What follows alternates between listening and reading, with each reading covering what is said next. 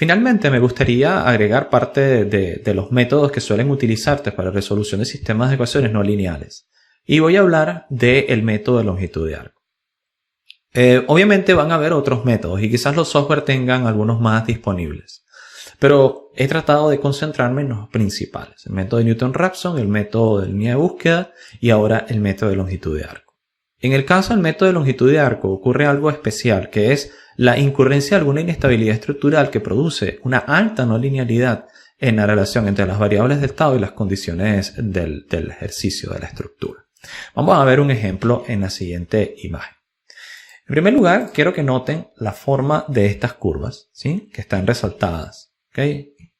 En este caso, estas curvas, ¿sí? Que estoy punteando en verde, van a tener una alta no linealidad en ellas. ¿Por qué? Noten que hay un punto en que esta curva inclusive se devuelve en el desplazamiento. Hay desplazamientos negativos, en nuestro caso tomando las variables de estado como desplazamientos, ¿ok?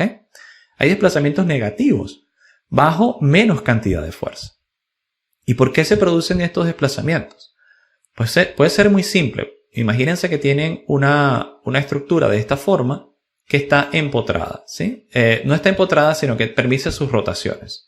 Si ustedes aplicaran una fuerza a este elemento, pues poco a poco ustedes van a ver que él se va a aplanar, ¿cierto? Entonces quizás podríamos ver que hace esto. Pero si la fuerza es lo suficientemente alta, nosotros vamos a ver un cambio de ese elemento. Y quizás lo que en un principio estaba de esta forma, ¿sí? Si la fuerza es suficientemente grande, lo colocamos en rojo, puede terminar pasando por este estado, a este estado, hasta este otro estado, ¿sí? Y acá, como aquí están liberadas las rotaciones, en estos puntos se produce un pandeo llamado snap through back. No es cualquier tipo de pandeo, es un pandeo bastante pronunciado. Y es un cambio del estado 1 al estado número 2. Del estado número 1 al estado número 2.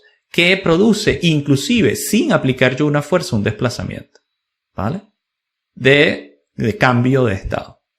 Ese tipo de situaciones estructurales, de una alta inestabilidad estructural que lleva a un segundo estado de equilibrio, produce este tipo de curva. Y lo veremos en un ejemplo, donde precisamente vamos a utilizar un arco que tiene liberados los momentos en los bordes. Pero en estos casos nos vamos a encontrar con un problema en la solución de las ecuaciones. Porque hasta ahora lo que hemos estado haciendo es aplicar deltas de desplazamientos con correcciones de fuerza. Pero al final de cuentas, inclusive si utilizáramos el método de la búsqueda de línea, lo que estamos haciendo es buscar una recta tangente que se intersecta con la recta de relación entre la variable de estado y la condición de borde, con las condiciones aplicadas como las fuerzas. Y fíjense que en este caso, mejor de los casos, la recta va a conseguir una intersección en este punto. Pero si lo hace así, entonces, ¿qué va a pasar con toda esta porción de la curva?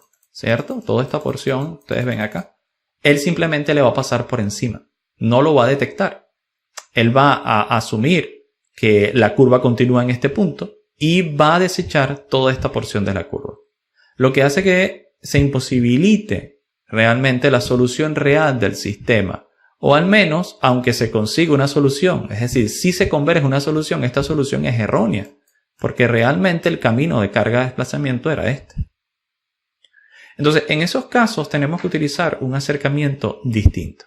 Y es precisamente, en lugar de aplicar un delta de fuerza o un delta de desplazamiento, lo que vamos a hacer es aplicar delta sobre la longitud de la curva de relación. Y de ahí es donde viene la palabra longitud de arco, o sea, la frase longitud de arco en este método. De tal manera que yo para cada punto no solamente voy a establecer una recta tangente, ¿ok? Que en determinado punto va a darme una intersección con la propia curva. No, sino que yo me voy a parar en cierto punto, ¿ok? Como por ejemplo este que está acá marcado en verde. Y luego voy a buscar en un arco intersección con la propia curva. Y obviamente tendré un criterio para determinar si estoy progresando sobre la dirección de la curva o contra la dirección de la curva. Y podré escoger de las soluciones de intersección aquella que cumple el criterio de progresión sobre la curva. De tal manera que yo voy a ir seccionando la curva, ¿sí? A través de esa longitud de arco de intercepción.